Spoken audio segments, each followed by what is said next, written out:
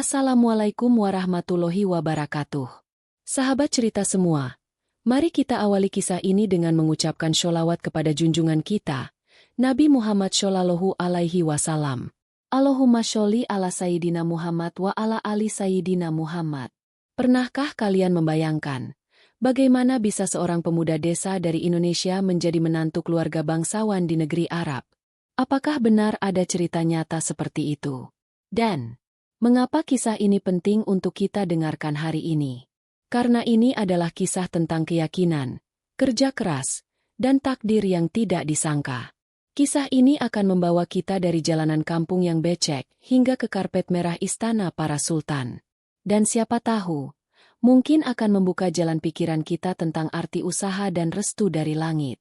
Kita mulai ceritanya sekarang. Namanya Juni.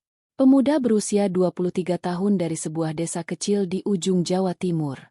Tubuhnya kurus, kulitnya legam terbakar matahari, tapi matanya selalu bersinar ketika bicara tentang cita-cita. Juni hidup bersama keluarganya yang sederhana. Ayahnya hanya seorang petani tua yang sakit-sakitan, sedangkan ibunya menjual kue keliling untuk menyambung hidup. Setiap subuh, Juni membantu ibunya menyiapkan kue. Setelah itu, ia bekerja serabutan, mulai dari mencangkul sawah orang, sampai menjadi ojek payung kalau musim hujan.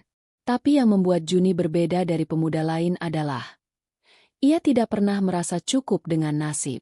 Ia percaya bahwa hidup bukan hanya tentang bertahan, tapi juga tentang bergerak. Suatu hari, saat duduk di musola kampung seusai Isya, Juni mendengar obrolan dua tetangga yang baru pulang dari Arab Saudi. Mereka bercerita tentang gaji besar, pekerjaan halal, dan bagaimana bekerja di luar negeri bisa mengubah hidup. Sejak malam itu, tekad Juni bulat. Aku akan ke Arab. Aku akan bantu keluarga. Aku akan ubah nasib kami. Tapi dari mana harus mulai?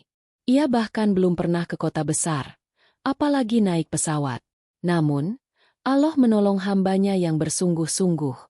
Juni mulai mencari informasi di warnet kampung. Ia mengetik kata demi kata dengan dua jari, mencari tahu tentang lowongan kerja ke Arab. Ia menemukan forum TKI, video pengalaman kerja di Riyadh, dan nama-nama lembaga pelatihan kerja luar negeri. Setiap malam, ia mencatat semuanya di buku kecil. Ia mulai belajar bahasa Arab dasar dari YouTube. Kadang suara video terlalu kecil, kadang kuota habis. Tapi Juni tetap tekun. Ia mengurus surat-surat, mencari sponsor, dan bahkan menjual motor tua satu-satunya agar bisa bayar biaya pelatihan. Semua ia jalani sendiri, tanpa kenalan, tanpa modal besar, hanya dengan doa ibunya dan keyakinan bahwa Allah Maha membuka jalan. Dan pada suatu pagi, surat panggilan itu datang. Juni diterima bekerja sebagai tenaga kebersihan di sebuah rumah besar milik keluarga bangsawan di Riyadh. Tangannya gemetar saat memegang tiket pesawat. Tangis ibunya pecah dalam pelukan. Anak desa itu akan pergi jauh demi harapan. Langit Riyadh sore itu berwarna jingga keemasan saat pesawat yang membawa Juni mendarat di Bandara King Khalid. Untuk pertama kalinya, kaki Juni menginjak tanah Arab. Udara panas menyambutnya, berdebu tapi wangi khas yang belum pernah ia kenal sebelumnya. Juni menundukkan kepala, membisikkan doa dalam hati. Allah, kuatkan aku. Ini awal dari segalanya. Ia dijemput oleh seorang petugas agensi, lalu dibawa ke rumah tempat ia akan bekerja. Rumah itu lebih mirip istana, gerbang besar dari besi hitam berukir, taman yang rapi, dan bangunan 3 lantai bercat putih gading. Rumah itu milik Said Abdul Rahman bin Khalid Al-Qusaimi, seorang bangsawan keturunan keluarga sultan. Ia duda, istrinya wafat 5 tahun lalu. Ia tinggal bersama 4 putrinya yang sudah dewasa. Masing-masing memiliki pendidikan tinggi dan kecantikan yang membuat siapapun terpana. Tapi Juni tidak datang untuk memandang. Ia datang untuk bekerja. Pagi hari ia membersihkan ruang tamu yang luasnya seperti lapangan voli. Siang ia mengepel lantai marmer yang dingin dan licin. Malam ia mencuci tumpukan kain dan karpet mahal. Ia tidak banyak bicara. Ia hanya menunduk dan bekerja. Namun, diam-diam, keempat putri sang Said mulai memperhatikannya. Fatimah, si sulung, kagum pada cara Juni menyusun buku di perpustakaan rumah. Aisyah, si kedua, terpesona melihat Juni membaca Al-Quran di sela istirahat. Zainab, si ketiga, mulai tersenyum saat Juni menyuguhkan teh sore dengan sopan. Dan Hafsyah, si bungsu, tertawa kecil saat melihat Juni panik dikejar angsa peliharaan. Juni tidak tahu bahwa kebaikannya telah mengetuk hati mereka. Ia hanya berpegang pada satu prinsip yang diajarkan ibunya. Kalau kamu kerja karena Allah, maka semua yang datang setelah itu adalah berkah. Hari-hari berlalu. Tuan Abdul Rahman memperhatikan sesuatu yang jarang ia lihat dari para pekerja sebelumnya. Juni tidak hanya bersih dalam pekerjaan, tapi juga bersih dalam hati. Tidak pernah mencuri pandang. Tidak pernah mengeluh. Suatu malam, saat Juni sedang membersihkan halaman belakang, sang Said datang menghampirinya. Kamu dari Indonesia? Iya, Tuan. Kamu Muslim yang taat. Alhamdulillah, Tuan. Dan kamu kerja seperti ini demi siapa? Demi keluarga saya. Ibu dan ayah saya di desa. Said Abdul Rahman terdiam lama. Kemudian tersenyum tipis. Orang sepertimu, Juni, jarang sekali kami temukan. Dan sejak malam itu, sesuatu berubah dalam pandangan keluarga itu terhadap pemuda dari Jawa ini. 3 bulan sudah Juni bekerja di rumah keluarga Said Abdul Rahman. Setiap sudut rumah itu mulai hafal dengan langkah-langkahnya. Ia bangun sebelum subuh, sholat, lalu menyapu halaman sebelum matahari naik tinggi. Saat semua orang sibuk dengan urusan masing-masing, Juni tetap diam dan fokus pada tugasnya. Namun, semakin lama ia berada di rumah itu, semakin banyak mata yang memandangnya dengan cara berbeda. Para pelayan lama mulai merasa iri. Kenapa bocah kampung itu jadi kesayangan Tuan? Lihat, anak-anak perempuan pun jadi ramah padanya. Bisik-bisik itu mulai terdengar. Suatu hari, terjadi sebuah kejadian. Kalung berlian milik Zainab hilang dari kamar pribadinya. Semua panik. Zainab menangis. Para pelayan ditanya satu persatu. Dan, seperti yang bisa ditebak, tudingan jatuh pada satu orang. Juni. Dia yang terakhir bersihkan kamar Zainab. Dia orang baru. Bisa jadi dia yang ambil. Beberapa pelayan lama mulai memprovokasi. Juni tidak membela diri. Ia hanya menunduk, menahan perasaan yang berkecamuk. Ia tahu, membantah hanya akan membuatnya terlihat makin bersalah. Namun Allah tidak membiarkan hambanya dizalimi tanpa perlindungan. Malam harinya, Zainab menemukan kalung itu jatuh di sela-sela lipatan sajadah di kamarnya. Ia langsung menghampiri ayahnya dan menceritakan semuanya. Keesokan pagi, Said Abdul Rahman mengumpulkan seluruh penghuni rumah. Ia menatap para pelayan satu persatu. Lalu ia berkata dengan tegas, "Yang tidak punya kejujuran, silakan angkat kaki. Tapi orang seperti Juni, dia tetap di sini. Karena dia tidak hanya membersihkan rumah kami, tapi juga menjaga kehormatan keluarga ini." Malu dan takut, 2 pelayan lama memilih mengundurkan diri. Sementara Juni tetap bekerja seperti biasa, tanpa merasa lebih tinggi dari siapapun. Ia tetap memanggil para putri dengan sebutan Sayyidah, dan tidak pernah satu kali pun melewati batas. Tapi hati manusia bukanlah batu. Fatimah, si sulung, mulai sering berdiskusi soal ilmu agama dengan Juni. Aisyah sering membawakannya air minum saat ia lelah. Zainab, yang pernah menuduhnya secara tidak langsung, kini merasa bersalah dan ingin lebih mengenalnya. Hafsyah diam-diam memperhatikan dari balik jendela setiap pagi saat Juni menyiram bunga. Said Abdul Rahman mengamati semua itu dalam diam. Ia tahu, waktunya akan segera datang. Waktu untuk membuat keputusan yang tidak biasa. Malam itu, rumah Said Abdul Rahman tampak berbeda. Lampu-lampu taman menyala lebih terang dari biasanya. Aroma gaharu menyelimuti udara. Namun tidak ada tamu agung. Tidak ada pesta. Hanya keluarga inti yang berkumpul di ruang tengah. Juni dipanggil masuk. Ia gugup. Tidak tahu apa yang sedang terjadi. Ia menunduk sopan. Seperti biasa. Di hadapannya duduk Said Abdul Rahman. bersama keempat putrinya yang anggun mengenakan pakaian formal berwarna pastel. Said Abdulrahman berbicara pelan, namun tegas. Juni, selama berbulan-bulan kamu bekerja di rumah ini, aku memperhatikanmu. Kamu bukan hanya pekerja. Kamu membawa adab, agama, dan keberkahan ke dalam rumah ini. Juni masih menunduk. Wajahnya tidak sanggup memandang langsung mata bangsawan itu. Aku sudah berdiskusi dengan anak-anakku. Dan mereka semua sepakat dengan keputusanku. Saya ingin kamu menikahi putri-putriku. Dada Juni berhenti berdetak sejenak. Ia mengira hanya salah dengar. Tuan, maaf. Saya ini orang miskin. Saya hanya tukang bersih-bersih. Tapi kamu punya sesuatu yang tak bisa dibeli. Akhlak. Dan dalam keluarga kami, itu lebih berharga dari emas. Fatimah mengangguk sambil tersenyum. Aisyah menatap Juni dengan tenang. Zainab menghapus air matanya yang jatuh perlahan. Dan Hafsyah, si bungsu, akhirnya berkata untuk pertama kalinya, aku rela menjadi istrimu, jika itu juga takdir Allah. Juni terdiam. Air matanya jatuh begitu saja. Ia tidak meminta ini. Tidak pernah sekalipun ia bermimpi sejauh itu. Tapi kini, keempat wanita mulia itu menyerahkan hidup mereka kepadanya. Said Abdulrahman melanjutkan. Aku tahu ini bukan hal biasa. Tapi dalam keluarga kami, jika semua pihak rela, maka itu sah secara syariat. Dan semua putriku memilihmu dengan ridho. Setelah malam panjang itu, Juni meminta waktu untuk sholat istihoroh. Ia menangis dalam sujudnya. Ia bukan menolak, tapi takut bahwa ia tak mampu memikul amanah sebesar itu. Namun dalam hatinya, suara ibunya kembali terngiang. Jika Allah bukakan jalan, jangan ragu, karena takdirnya tak akan salah arah. 2 minggu kemudian, akad nikah dilangsungkan secara tertutup. Dengan mahar sederhana tapi penuh makna, Juni menikahi keempat putri Said Abdulrahman secara sah dan penuh berkah.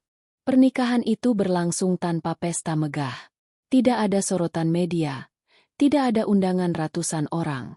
Hanya keluarga dekat, saksi, dan malaikat yang menjadi tamu istimewa malam itu. Juni duduk di ruang tamu besar, bersama 4 istrinya yang sah menurut syariat. Tangannya gemetar. Bukan karena takut, tapi karena tak percaya bahwa hidupnya telah berubah secepat ini. Fatimah duduk di sampingnya, dewasa dan penuh wibawa. Aisyah lembut dan penuh perhatian. Zainab, gadis kritis yang kini menjadi penasihatnya. Dan Hafsyah, si bungsu, selalu tersenyum setiap kali memandang wajahnya. Tapi menikahi 4 wanita bukan hanya soal cinta. Itu tanggung jawab yang tidak ringan. Dan Juni tahu, semua ini bukan hadiah, tapi amanah. Ia mulai membagi waktu dengan adil. Setiap malam, ia menghabiskan waktu bersama 1 istri, bukan hanya sebagai suami, tapi juga sebagai teman bicara. Ia mendengar keluh kesah mereka, tertawa bersama, bahkan kadang-kadang hanya dia menatap langit malam di balkon istana. Fatimah membuka usaha kecil di bidang pakaian tradisional Indonesia. Juni membantunya memahami budaya Jawa dan batik. Aisyah mengajar anak-anak yatim di masjid sekitar, dan Juni mendukungnya sepenuh hati. Zainab menulis blog tentang kehidupan rumah tangga multikultural, dan kisah Juni menjadi inspirasi banyak pembaca. Sedangkan Hafsyah menekuni seni lukis, dengan Juni sebagai model lukisan favoritnya. Suatu hari, Said Abdulrahman memanggil Juni. Wahai menantuku, aku sudah tua. Semua hartaku tidak akan berarti jika tidak diurus dengan amanah. Aku ingin kamu menggantikan posisiku sebagai pemimpin keluarga ini. Juni terdiam. Ia tidak minta kekuasaan. Namun Allah menitipkan kepercayaan melalui orang-orang mulia. Dengan izin dan dukungan istri-istrinya, Juni mulai memimpin keluarga, bisnis, dan berbagai kegiatan sosial di kota mereka. Namanya mulai dikenal bukan karena ia menantu bangsawan, tapi karena ia membawa adab dan keberkahan. Dan tak lama berselang, satu kabar mengejutkan datang. Fatimah hamil. Disusul Aisyah, lalu Zainab. Dan beberapa bulan kemudian, Hafsyah pun mengandung 4 istri, 4 kehidupan baru dalam rahim mereka. Juni sujud lama sekali di atas sajadahnya malam itu.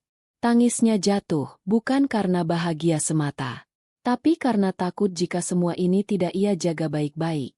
Ia tahu, karunia ini adalah ujian yang besar. Dan ia siap menghadapinya. Dengan cinta, iman, dan keadilan. Waktu berjalan cepat. Satu persatu, istri-istri Juni melahirkan dengan selamat. Fatimah melahirkan seorang putra gagah bernama Halil. Aisyah mendapat putri lembut yang mereka beri nama Maryam. Zainab melahirkan kembar, Hasan dan Husain.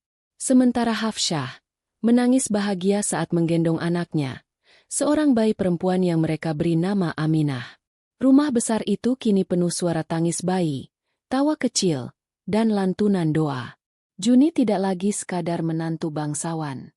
Ia menjadi seorang ayah. Dan tanggung jawabnya semakin besar. Namun di tengah semua kebahagiaan itu, ada satu keinginan yang terus tumbuh dalam hati Juni. Ia rindu tanah kelahirannya. Ia ingin ibunya melihat cucu-cucunya. Ia ingin pulang. Maka ia pun bicara kepada Sayyid Abdul Rahman. "Tuan, saya ingin membawa istri-istri saya dan anak-anak kami ke Indonesia. Setidaknya sekali."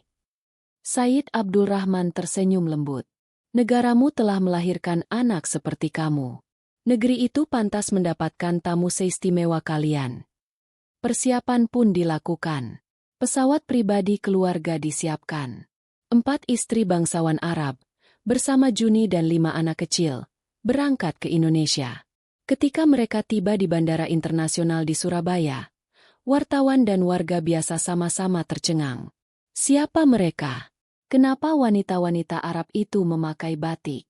Siapa pria di tengah mereka yang digandeng 4 wanita bercadar dan didampingi oleh anak-anak cantik dan tampan? Tapi Juni tidak mencari sorotan. Ia hanya ingin satu hal, pulang ke desa.